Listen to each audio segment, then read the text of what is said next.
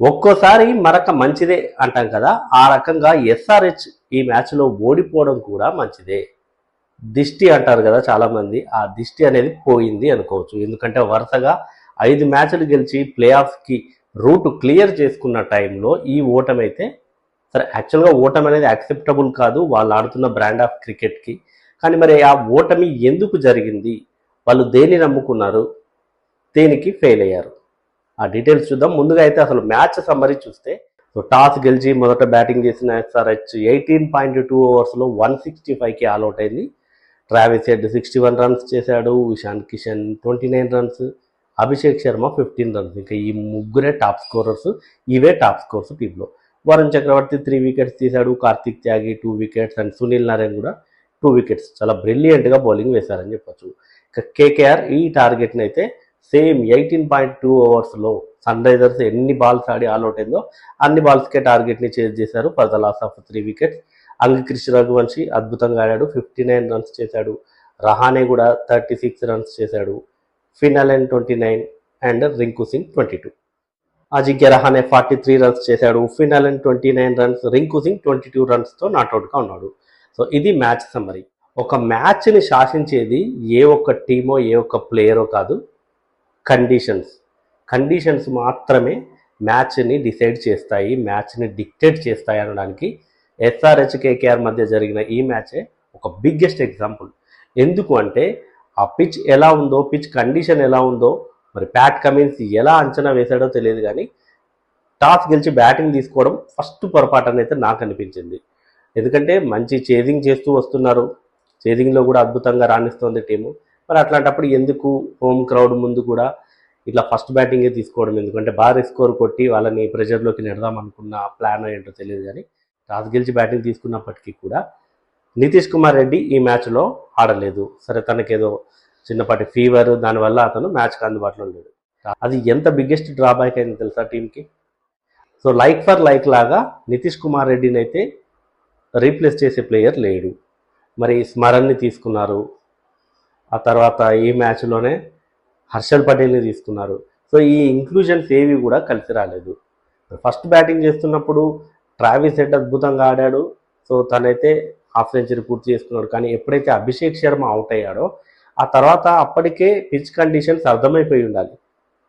Power ప్లేలో ball కొత్తగా ఉన్నప్పుడు బాగా ఆడడానికి వచ్చింది, షాట్లు బీభత్సంగా కొట్టారు. కానీ ఇషాన్ కిషన్ ఆడాడు, కానీ అతను 70% మాత్రమే న్యాయం చేయగలిగాడు. అతను కుదురుకున్నాడు, పిచ్కి తగ్గట్టుగా, ఆ కండిషన్స్కి తగ్గట్టుగా తనని తాను అడాప్ట్ చేసుకొని ఆడాడు. కానీ అనవసరమైన షాట్ కొట్టాడు సునీల్ నారాయణ్ బౌలింగ్లో. ఈ మ్యాచ్లో ఎస్పెషల్లీ మాట్లాడుకోవాల్సింది కేకేఆర్ బౌలర్లు సునీల్ నారాయణ్ అండ్ వరుణ్ చక్రవర్తి అద్భుతంగా బౌలింగ్ వేశారు. మిగతా ఏ పిచ్ల మీద కూడా ఇంత మంచి బౌలింగ్ అయితే చూడలేదు. మనం ఆల్రెడీ మాట్లాడుకున్నాం, ప్రివ్యూలో కూడా చెప్పుకున్నాం, వరుణ్ చక్రవర్తి మంచి ఫామ్లోకి వచ్చాడు, సునీల్ నారాయణ్ కూడా మంచి ఫామ్లోకి వచ్చాడు, 2 వికెట్స్ తీశాడు, ఆ సూపర్ ఓవర్లో గెలిపించాడు అని మాట్లాడుకున్నాము. అదే జరిగింది. సో మొత్తానికి వాళ్ళు మంచి ప్లాన్తో వచ్చారు, ఆ ప్లాన్ని ప్రాపర్గా ఎగ్జిక్యూట్ చేశారు. ఎస్ఆర్హెచ్ బ్యాటర్లను ఎలా కట్టడి చేయాలని, షాట్లు కొట్టడానికి రాలేదు. సో ఫస్ట్ 9 ఓవర్లలో 105 రన్స్ చేసిన టీము 19th ఓవర్లో 165 రన్స్కి ఆల్అౌట్ అవుతుందని ఎవరైనా అనుకుంటారా? అది కూడా ఎస్ఆర్హెచ్ లాంటి టీం. మరి ఇక్కడ హెన్రిక్ క్లాసెన్ అవుట్ అవడం అనేది అయితే అది బ్యాడ్ లక్, అద్భుతంగా క్యాచ్ పట్టాడు రోమన్ పావెల్.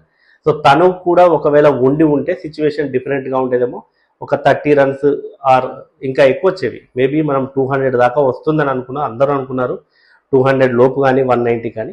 సో కొంచెం ఒక 20 రన్స్ అయితే షార్ట్ అని నేను అనుకుంటున్నాను. అజింక్య రహానేని చూసాము, అంగిక్రిష్ రఘువంశీని చూసాము. ఈ ఇద్దరు ఎలా ఆడారు, ఒక యాంకర్ రోల్ ప్లే చేసినట్టుగా ఆడారు. సో ఇట్లాంటి పిచ్ మీద, అంటే ఈ టార్గెట్ చిన్నదే అయినప్పటికీ కూడా వాళ్ళు ఎక్కడా కూడా తొందరపడలే, రన్ రేట్ ఏదో ఇంప్రూవ్ చేసుకోవాలని ఎక్కడా ఆరాటపడలేదు, పిచ్కి తగ్గట్టుగా ఆడారు. ఆ 165 టార్గెట్ని చేజ్ చేసేటప్పుడు అసలు రహానేకి అతికినట్టు సరిపోయింది ఈ పిచ్, అంగిక్రిష్ రఘువంశీకి కూడా. ఎట్లా అంటే కేఎల్ రాహుల్ లాంటి బ్యాటర్స్, శుభ్మన్ గిల్ లాంటి బ్యాటర్స్, సో వీళ్ళందరూ, ఈవెన్ సాయి సుదర్శన్, ఇట్లాంటి బ్యాటర్స్ అందరూ చివరి వరకు ఉండి గెలిపించగలిగేటటువంటి పిచ్ ఇది. మరి ఎస్ఆర్హెచ్ బ్యాటర్లు ఆడుతున్నటువంటి బ్రాండ్ ఆఫ్ క్రికెట్ మనం టాప్ ఆర్డర్ మొత్తం చూసుకుంటే అభిషేక్ శర్మ అట్లా యాంకర్ రోల్ ఆడి గెలిపించలేడు, Travis Head, Heinrich Klaasen bad luck out అని చెప్పాను. ఈవెన్ నితీష్ కుమార్ రెడ్డి ఉన్నా కూడా బాగానే పర్ఫామ్ చేసి వాడు అతని ఫామ్లో కూడా ఉన్నాడు, అది మనం బ్యాడ్ లక్. అయితే కొత్త కుర్రాళ్ళు స్మరణ్ తనకు వచ్చిన అవకాశాన్ని కూడా తను మిస్యూజ్ చేసుకున్నాడు. అనవసరంగా ఫ్రంట్ ఫుట్కి వచ్చి షాట్ కొట్టాడు, భారీ షాట్ కొట్టే ప్రయత్నం చేశాడు సునీల్ నారాయణ్ బౌలింగ్లో, వరుణ్ చక్రవర్తి బౌలింగ్లో. మరి అట్లాంటప్పుడు వరుణ్ చక్రవర్తి అంత బాగా బౌలింగ్ వేస్తున్నాడు, మరి అతని బౌలింగ్లో అట్లా అటాక్ చేయడం, అది కూడా అతను వచ్చి క్రీజులోకి కాసేపు అయింది. సో చాలా తొందరపడ్డాడు. సో ఇవి కూడా ఒక కారణాలు. మనం సెకండ్ ఇన్నింగ్స్లో చూసాం ఎంత బాగా ఆడారు అజింక్య రహానే అండ్ అంకిత్ రఘువంశీ, వికెట్లు తీయలేకపోయారు. దానికి తోడు వీళ్ళకి ఆ స్పిన్ బాగా వర్కౌట్ అయింది అన్నప్పుడు సో నాకేమనిపించింది అంటే ఒకవేళ సాకిబ్ హుస్సేన్ కనుక ప్లేయింగ్ 11లో ఉండి ఉంటే హర్ష్ దుబేని ఇంపాక్ట్ ప్లేయర్గా తీసుకునే వాళ్ళేమో. ఎందుకంటే టర్న్ బాగా ఉంది పిచ్ మీద. మనం సునీల్ నారాయణ్ అండ్ వరుణ్ చక్రవర్తి సరే వాళ్ళు వరల్డ్ క్లాస్ బౌలర్లు కాబట్టి సో వాళ్ళ ఎక్స్పీరియన్స్ అంతా చూపించారు. సో హర్ష్ దుబే లాంటి బౌలర్ ఉన్నా కూడా కొంచెం హెల్ప్ఫుల్ అయ్యేదేమో. క్రెయిన్స్ పులెట్రా అన్న బౌలర్ కూడా ఉన్నారు. మరి ఆ బౌలర్ని వీళ్ళు ఎప్పుడు వాడతారన్నది అయితే నాకు అర్థం కావట్లేదు.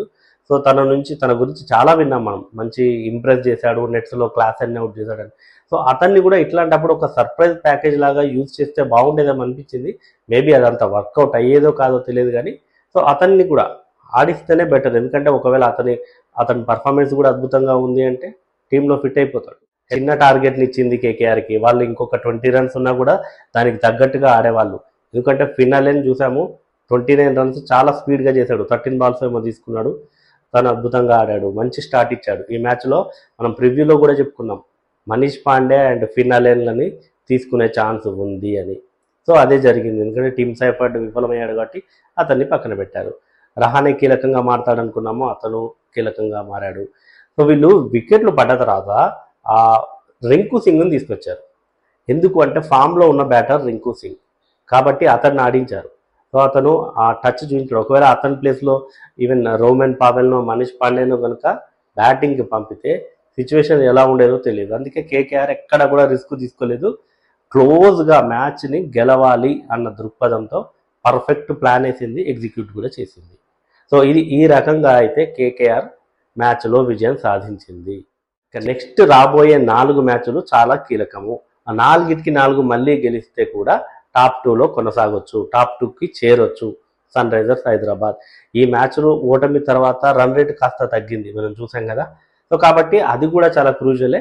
సో ఎస్ఆర్హెచ్ అయితే నెక్స్ట్ రాబోయే 4 మ్యాచెస్ బిగ్ మ్యాచెస్ ఉండబోతున్నాయి. అవి ఆ మ్యాచ్ల్లో కూడా విజయం సాధించాలి. అట్లీస్ట్ 3 మ్యాచెస్ గెలిచినా కూడా 18 పాయింట్స్ అవుతాయి. సో డెఫినెట్గా ప్లే ఆఫ్ రేస్లో అయితే ఉంటుంది.